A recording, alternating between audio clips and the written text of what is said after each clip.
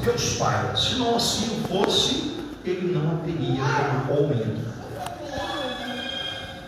Em função da sua atividade como Redentor, aí nós começamos a entender melhor o porquê que Deus dá a ele essa autoridade na terra, porque ele tinha essa função específica, a redenção de pessoas, de cada um de nós, do ontem, de agora e das gerações futuras. E isso é que importa para nós. A autoridade que Cristo demonstrou na terra é bem diferente daquela que os homens procuram. Homens procuram autoridade e poder delegada por homens. A humanidade, ela busca o poder através da política, através da própria religião. E esse poder que lhe dá essa autoridade é diferente da autoridade de Cristo. A questão não é quantas pessoas você comanda, a questão não é quantas pessoas você domina, ou o poder aquisitivo, o poder financeiro que você possui. Você tem uma falsa autoridade, porque na realidade as pessoas olham para você, ou pensam que respeitam você pelo poder que você tem financeiro, aquilo que você pode proporcionar a eles com o dinheiro que você tem. É uma falsa autoridade. Diferente da autoridade do Senhor Jesus, derramada no nosso lar, derramada no homem da casa, na esposa, nos filhos, na família, na sociedade, sendo ele o cabeça de tudo. E olha só, essa autoridade é a essência da verdade e da dignidade, sem demagogia, sem especularidade, sem falso alarme, sem injustiça, sem acato à bajulação dos homens. Quando nós buscamos a autoridade dos homens, são bajulados. Vocês observam que quando alguém precisa de um favor político, ele vai lá, bajula aquele político, se humilha para ele, de uma forma humilhante mesmo, diferente da autoridade de Jesus. Essa autoridade dele não precisa de bajulação. A autoridade de Jesus não tem necessidade de você chegar diante dele e prometer algo a ele. Diferente. Sempre a autoridade humana é uma troca de favores. A autoridade de Cristo não é troca de favores. É completamente diferente daquilo que imaginamos do que é a autoridade do homem.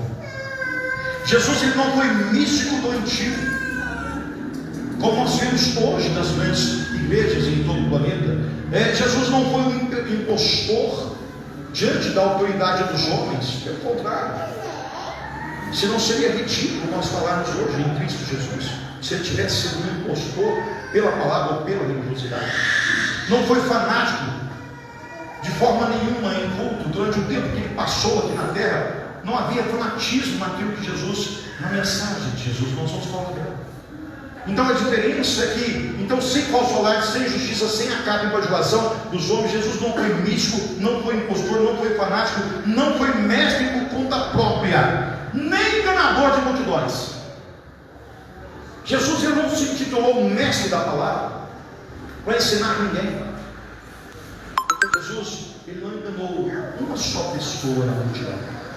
Inclusive, em determinado momento, quando ele ministrava a todos eles pelo pão que desceu do céu, as pessoas assustaram com a mensagem e se afastaram, foram embora. Os discípulos chegam ali e dizem: Senhor, que dura palavra é esta? Jesus diz a eles: então, quereis vós também ir com eles?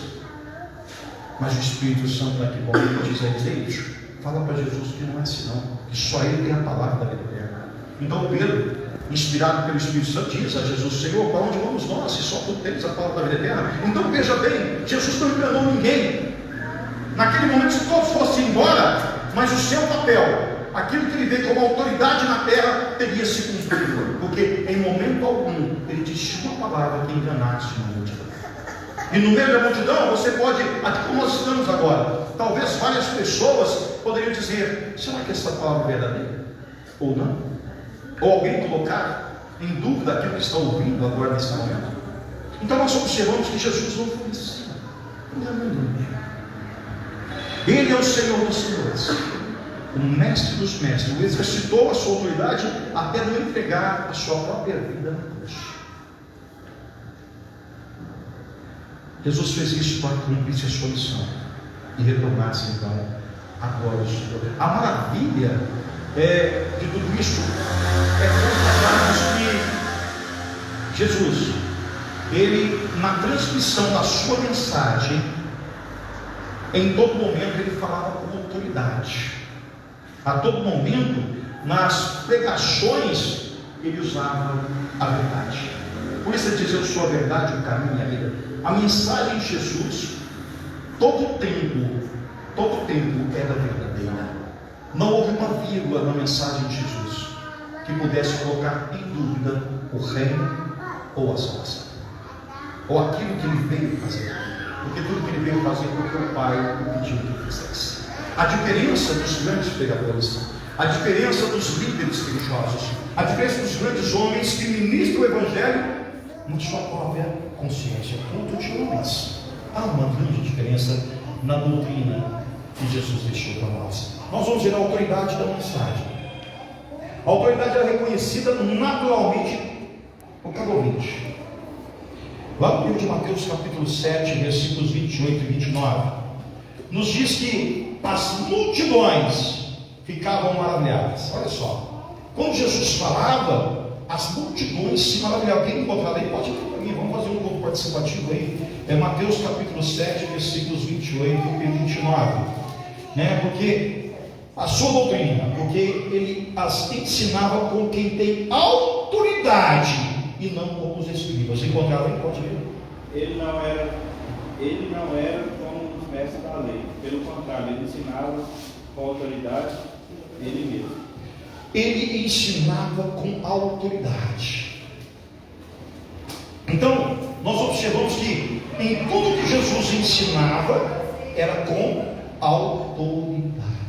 A diferença é que muitas vezes nós, ministros do Evangelho hoje, em todo o planeta, às vezes temos dúvida daquilo que falamos, ou buscamos de alguma forma na psicologia, na sociologia, na teologia, na política da boa educação, ou na arte da boa educação, do bom dizer ou do bem dizer, falar palavras que impactam as pessoas. Jesus não usava isso. Jesus, em momento algum, usou de estratégia. Pelo contrário, a sua mensagem era direta, era pura, era verdadeira, não tinha subterfúgio, então não havia bajulação. Jesus não quis em momento algum levar uma mensagem às pessoas que poderiam convencê-las, porque ele montou uma estratégia para isso, porque ele se formou em psicologia, porque ele aprendeu num púlpito ser tão eloquente e bonito para poder convencer as pessoas. Jesus não, a mensagem era pura, era original, era verdadeira, era direta, vinda diretamente do trono de Deus, porque tudo que ele falou foi aquilo que ele ouviu do Pai. A mensagem era diferente da que nós estamos acostumados a ouvir. Claramente trazia a autoridade de Deus, a autoridade divina, a autoridade da supremacia. Olha só, a autoridade da mensagem de Jesus. Primeira coisa que nós observamos, ela era original. Repete comigo assim, é só para fixar. A mensagem de Jesus, era original. A primeira coisa que nós observamos, que a mensagem era original. Os mestres da época haviam se transformado em máquinas de repetir. Por quê? Os saduceus, os escribas, os fariseus, os doutores da lei, eles repetiam sempre a mesma palavra, a mesma mensagem, aquilo que estava no Antigo Testamento ou aquilo que estava na Torá. Então o tempo todo eles falando, e então era repetidamente, era como se fosse algo decorado e seria somente aquilo. Jesus, ele veio e não usou de vãs repetições, assim como eles faziam. A diferença da mensagem, que é o que você precisa entender e sair lá fora, é exatamente o que você vai aprender aqui, é que nós devemos falar em Jesus pelo que vem há 2000 anos dando certo, e não aquilo que nós proclamamos agora. A mensagem ela tem que ser original. Essa é a diferença. Havia então vãs repetições. Cristo resgatou a capacidade das pessoas pensarem, ou seja, os ouvintes de Jesus, eles começaram a pensar. E a igreja hoje tem um papel fundamental de fazer você pensar se a mensagem é original ou não. A igreja tem um papel fundamental de fazer com que você saiba o que é certo e o que é errado. A palavra escrita para que você possa ler, para que você possa entender, para que você possa então divulgá-la originalmente como é, e não como você quer que seja, ou como você imagina que seja, ou como você ouviu que ela seja. A mensagem de Jesus, ela é original, e a mensagem que você deve passar tem que ser original. Glória a Deus. Os ensinamentos por parábolas providenciavam a oportunidade ímpar deles meditarem, pastor Lúcio, deles meditarem no que ouviram. Deixa eu perguntar algo para você. Quando você vai a uma reunião na sua igreja, seja ela a denominação que for, seja Assembleia de Deus, seja católica, seja a igreja que for, quando você volta para casa, você medita na palavra que você ouviu, você anota os tópicos principais para que haja uma meditação na sua casa. Caso contrário, a mensagem ela deixa de ser original. Sabe por quê? Porque quando você começa a falar algo aqui, quando chegar lá na esquina de baixo, ela está completamente diferente daquilo que você ouviu, se você não anotar e não meditar. Vocês compreendem? Há uma diferença. Então veja bem, as pessoas que iam armazenando os ensinamentos, de verem na prática as peças se encaixando, de aprenderem verdades espirituais que haviam sido sufocadas por um motivo. Repete comigo assim: tradição. Tradição.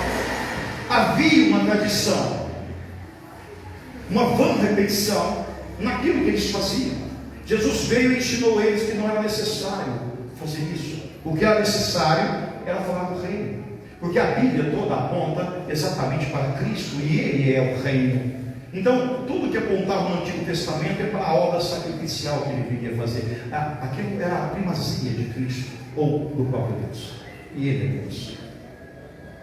Nós devemos muitas vezes não olhar a tradição. Jesus veio e preparou toda a terra, todas as pessoas para o novo de Deus. Você está preparado para o novo de Deus? Levando a mensagem original, sendo renovado em você a todo instante. Porque quando você leva a mensagem original, ela se renova, vivifica, te dá força, te traz alegria, te dá bem-estar. Essa é a diferença, porque a palavra ela é viva em você. Mas quando você muda ela, quando você enfeita a palavra, quando você dá uma ajudinha para Deus, a mensagem não é mais original. Ela deixou de ser assim como Jesus deixou escrito, para que possa ministrar aos corações da pessoa ou das outras pessoas, para que o Espírito Santo as convença da verdade. Compreendeu? Então veja bem, a mensagem de Jesus não apresentava contradição, mas uma continuidade aos ensinamentos dados por Deus aos autores, que pela inspiração do Espírito Santo, o Espírito de Deus, apresentavam a coerência. E esta mensagem estava no Velho Testamento. E no Velho Testamento nós vamos observar que seria a própria vida de Cristo em cumprimento aqui na terra. E de todas as profecias que nós ouvimos no Antigo Testamento, todas elas, qualquer profecia, às vezes você fala, mas essa profecia que não tem nada, tem tudo a ver. Toda profecia apontava para Cristo. Toda profecia.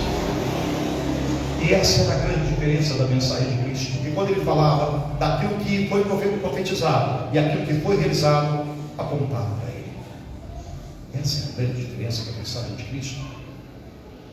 Então nós precisamos fazer isso, meditar naquilo que ouvimos, chegarmos em casa, ler, porque o Messias que é esperado estava no Antigo Testamento, e no Novo Testamento o Messias vem e mostra a todos nós que tudo apontava a ele. E o mais incrível de tudo, Ele está aqui agora. Glória a Deus. Vou dizer de novo, o mais incrível de tudo, Ele está aqui. Glória a Deus. Porque Ele disse que está conosco até a consumação dos séculos. Amém, pessoal? Amém. Então, olha só. Jesus falava francamente aos pecados e aos pecadores. Ele falava abertamente a todos eles. Qualquer um que chegasse a Jesus, não saía sem solução. Com sensibilidade, perspicácia. Ele não fechava os olhos para os problemas, mas apresentava a solução. Qual a solução que Jesus apresentava? A solução dele mesmo. Jesus apresentava as pessoas, presta atenção. Jesus apresentava às pessoas a solução de um problema segundo ele, homem. Jesus apresentava a solução de todos os problemas. Preste atenção nisso, é importante que vocês gravem isso em suas mentes. Seja ele físico, seja espiritual, seja mental, Jesus apresentava todas as soluções divinas, nunca materiais. Porque se a pessoa estava doente, havia cura divina. Se a pessoa estava louca, havia cura divina. Se a pessoa estava endemoniada, havia libertação divina. Jesus apresentava a solução para todos os problemas materiais, todos os problemas da terra. Jesus dava a solução divina e não do homem. O problema é que nós, quando pregamos o Evangelho, levamos a mensagem, nós vemos um problema, ou a pessoa traz um problema a nós, seja você cristão, porque não é só o pastor. Às vezes a pessoa chega na sua casa, conversa com você, fala do Evangelho, mas a pessoa busca um recurso. Às vezes você cita a Bíblia, mas você quer uma solução rápida, uma solução no primeiro ímpeto que você tem. Eu sempre gosto de falar, por exemplo, quando a mulher apanha do marido. Hoje em dia nós vivemos um tempo, que eu não vou entrar nesse assunto, a ideia não é essa, mas é só para exemplificar. A mulher vive apanhando o marido. Apanha hoje, apanha amanhã, um dia chega em você e fala, não aguento mais. Eu apanho todos os dias. Larga desse homem! O que você está fazendo com ele? Você só apanha no cara, você gosta de apanhar. Você gosta de apanhar, você já denunciou ele? Não tem jeito. A nossa decisão, o nosso impulso, exatamente humano e não divino. Não divino. Jesus apresentava a solução divina. Eu quero acreditar, e acredito, e sei o que estou dizendo. Nós não temos nenhum exemplo de mulher que é espancada pelo marido na Bíblia que foi a Jesus, ou tem? Porque se tivesse, ele mostra aqui. Mas eu imagino se chegasse uma mulher espancada todo dia, apanhando o homem, chegasse em Jesus, Jesus daria a solução divina, não material.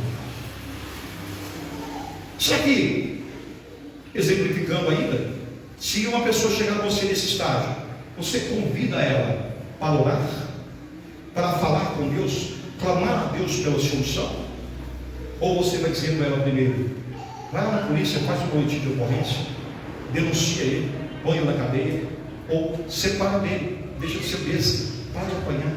Será que é assim? Então, nós, diferente de Cristo, buscamos uma solução humana. E quando clama a Deus, é de forma errada, porque clama a Deus no ímpeto humano do problema. Então, se a pessoa está ainda dentro desse exemplo, apanhando do marido, o clamor dela não é pela fé. A fé que gera milagres. O clamor dela é diferente, porque ela quer obrigar Deus a dar a solução. Deus, eu não aguento mais isso, eu aguento aqui, ai meu Deus, é lamúria. A pessoa não conversa com Deus pela fé. Ela não busca as pessoas à sua volta cristãs para orar com ela pela fé. A fé que gera milagres. Então não há uma solução divina, mas sim uma solução humana, diferente de Jesus, que toda a sua mensagem, toda a sua autoridade era exatamente divina. Jesus não fechava os olhos então aos problemas. A solução divina é para todos. não para uma pessoa específica. Nesse sentido, nós entendemos que os ensinamentos dos rabinos naquela época, que viviam se preocupando em legislar coisas triviais da vida das pessoas, com pouco ou nenhuma aplicação prática na Bíblia, seguiam somente a lei e ponto. Eles não queriam se envolver, queriam dizer, olha, você vai pegar ali uma rolinha, você vai pegar um animalzinho, uma ovelhinha, um bodezinho, um bezerrinho, você vai enrolar e pronto, e vamos ver, Deus vai resolver. Jesus Cristo mostra que não era assim. Não havia a ação da fé. Assim como as fontes de dízimo, oferta e primícias, quando Jesus disse, fazer isso sem esquecer daquelas outras coisas, ou seja, dar o rendro do cominho e eu esqueci. Hortelã, parabéns, obrigado. Eu queria ter um filho assim. Mas não esquecer também, ou seja, dizima, oferta e primicia, mas não esqueça também de praticar o amor, de praticar então a caridade, de tratar as pessoas com decência, com gentileza. Não esqueça então de praticar o bem. Então essa é a diferença. Vocês estão compreendendo, sim ou não? Sim. Então a mensagem de Cristo, ela é pertinente e original. E mais ainda, a mensagem cumpria-se pelo cumprir sem sentido maior ou fundamentação na palavra de Deus. Era a velha tendência humana de ter a tradição suplantando a revelação. E a tradição faz isso. Ela suplanta exatamente por que a revelação? Porque as pessoas querem revelar de si mesmo para as outras. Não querem a palavra revelada. Não querem a palavra original. Você vem à igreja, já acostumou tanto que você vem em busca de um oráculo. Você vem em busca de uma revelação ou de uma profecia. Você vem em busca de uma solução para o seu problema, aguardando que Deus vai fazer a diferença através de uma revelação. Isso por tradição e não por crer, não por fé. Porque os grandes homens do Evangelho, ou a maioria deles, começaram nessa prática porque agradava o povo. Mas o povo, as ovelhas, perecem por falta de conhecimento. Porque se chegassem em casa e fossem ler as Escrituras, veriam que isso é infundado. Existe a revelação, mas não da maneira que é praticada. Então, a tradição suplanta a verdadeira revelação. Isso é a palavra reveladora de Cristo, ou seja, da autoridade do Senhor. Vocês estão compreendendo, sim ou não? Olha só, dentro disso, não contradizia ou abolia a lei moral de Deus, mas era esclarecedora, verdadeira a interpretação e o verdadeiro sentido, mas quando Cristo falava, na autoridade dele. O Espírito da lei fluía das palavras iluminadas de Jesus. Você via, sentia, ou seja, eu imagino que você poderia até tocar a lei quando saía, verbalizada pela boca do Senhor Jesus. Homem aqui. Quando nós encontramos alguém que verbaliza a lei para nós, nós ficamos admirados, ficamos maravilhados. Quando você fala que deve amar a Deus, aquele que conhece a palavra, ou melhor, aquele que conhece a lei, aquele que guarda os mandamentos. E quando você fala dos mandamentos, assusta, porque as pessoas não falam dos mandamentos. Quando você pergunta então quais são os 10 mandamentos, somente os 10 mandamentos, as pessoas falam aleatoriamente, não tem sentido, não conhecem o porquê, só sabe dizer: não devo chamar o nome de Deus em vão. Não, também fala que eu não devo matar. Fala que eu não devo roubar. Deixa eu ver aqui o que mais. Fica assim, buscando sem ter a certeza daquilo que está sendo dito. Como eu amo a Deus, como eu vejo essa palavra esclarecedora e verdadeira, uma interpretação e um verdadeiro sentido dela. O Espírito da lei fluía das palavras iluminadas de Jesus, aplicando os requerimentos morais de Deus ao homem, ao mesmo tempo em que estabelecia a salvação pela graça. Ou seja, você cumpria a lei, obedecia a lei, mas na boca de Cristo, pela lei, ele estava praticando a graça na vida de Deus Pai. Porque sem ele, a graça não se tornava graça.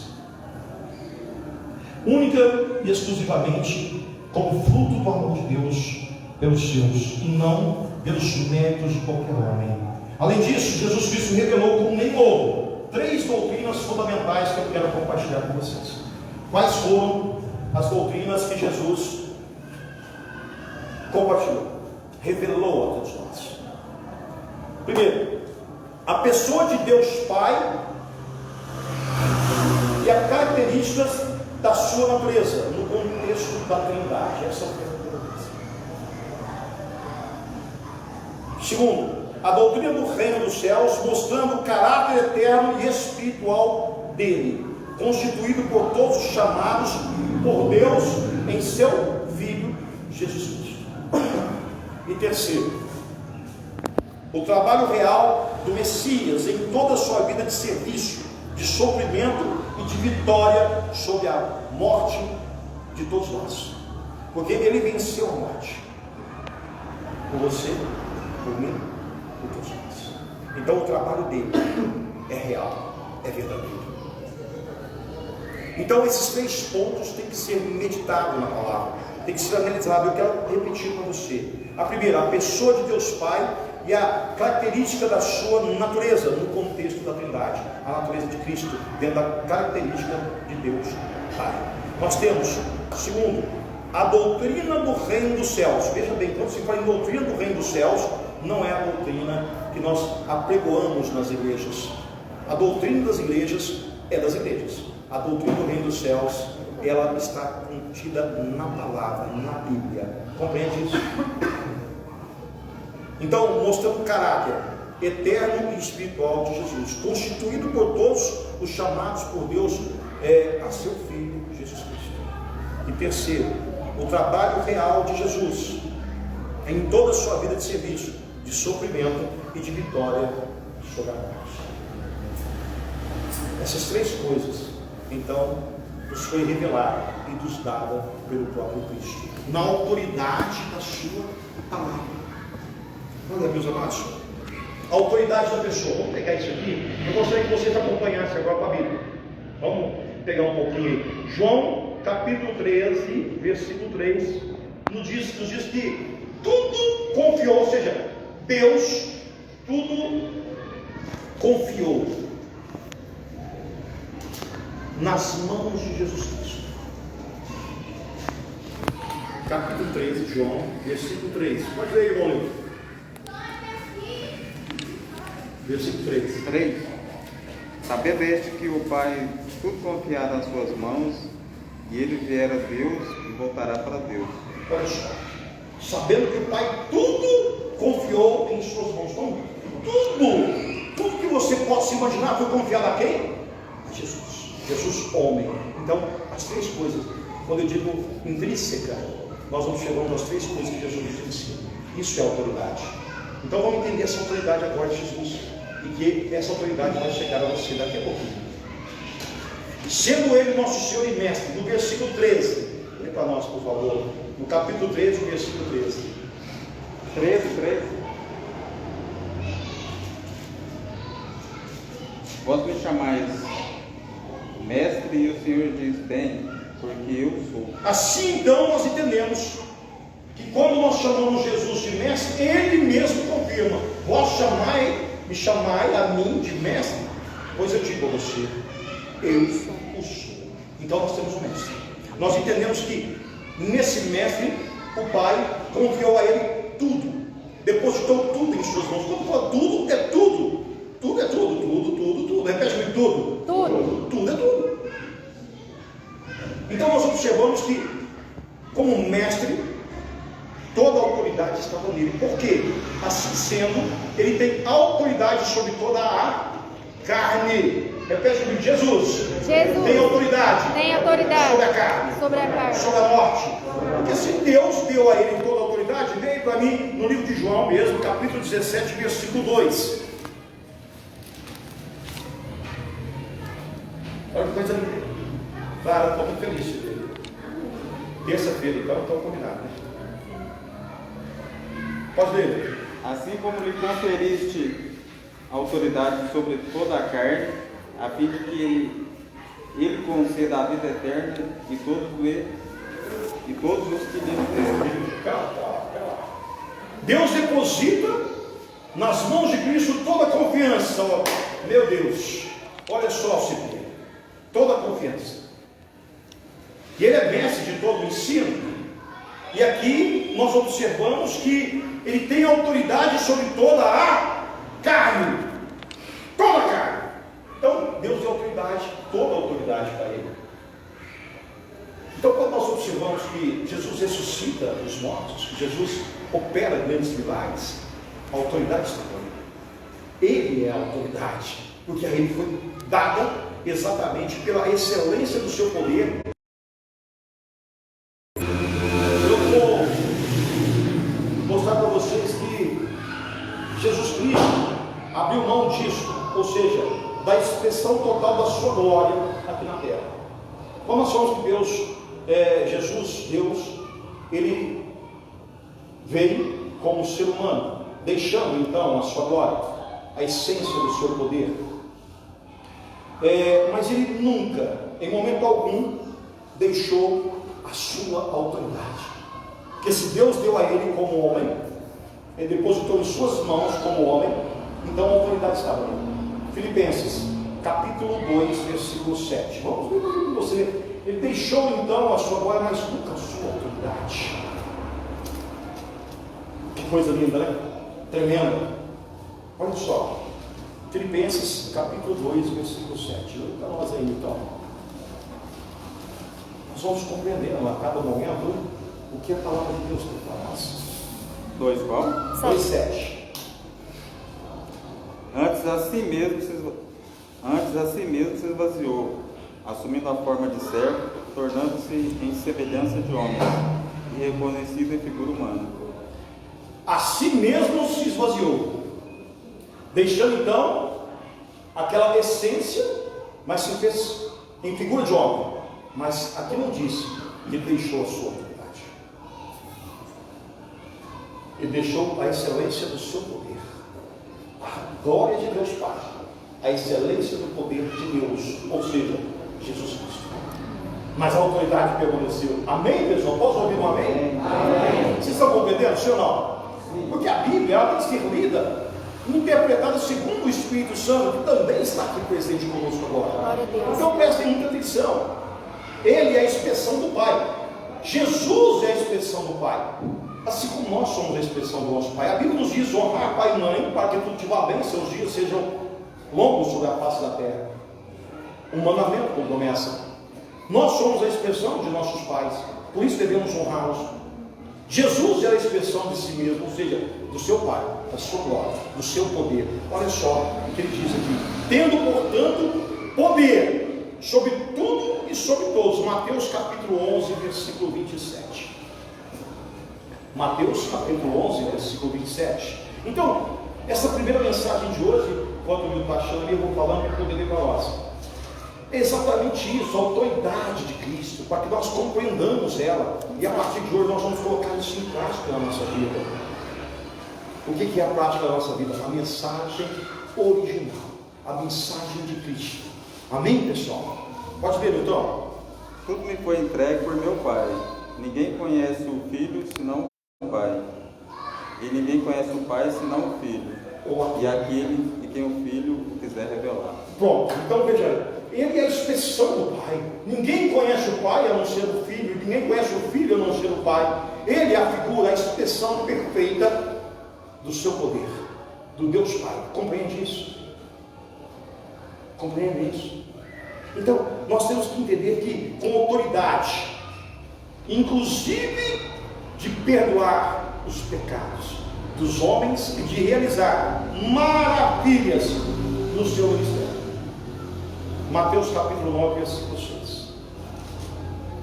Vocês vão ver que ele diz: para que saibais que o Filho do Homem pode perdoar pecados. Ora, para que saibais que o Filho do Homem tem sobre a terra autoridade para perdoar pecados, Disse então ao paralítico: levanta-te, toma o teu leito e vai para a tua casa. Olha só, ele tem autoridade para perdoar pecados, ele tem autoridade sobre toda a carne.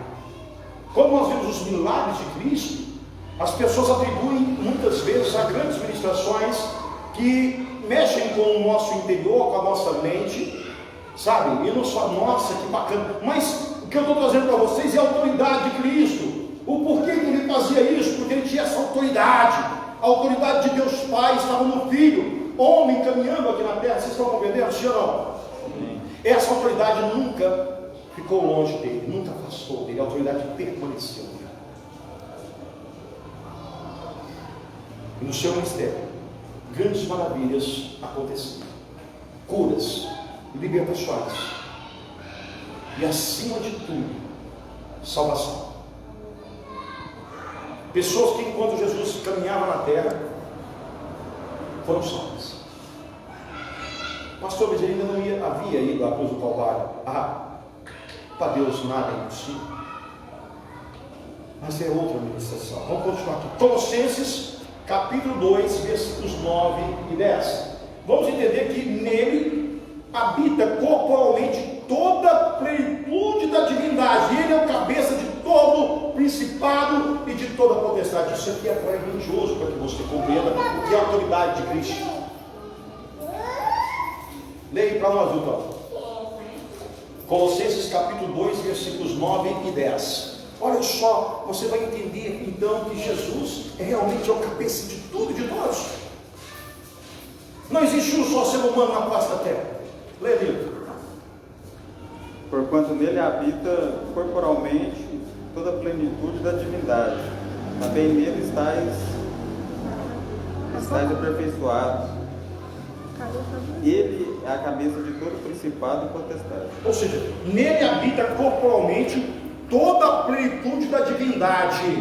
Então, meu amado, minha amada, Jesus homem venceu a morte, mas a plenitude da divindade está nele.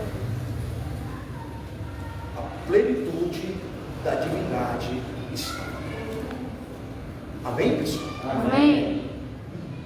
A autoridade, quando nós falamos dessa plenitude, nós estamos falando de autoridade. A autoridade de Cristo.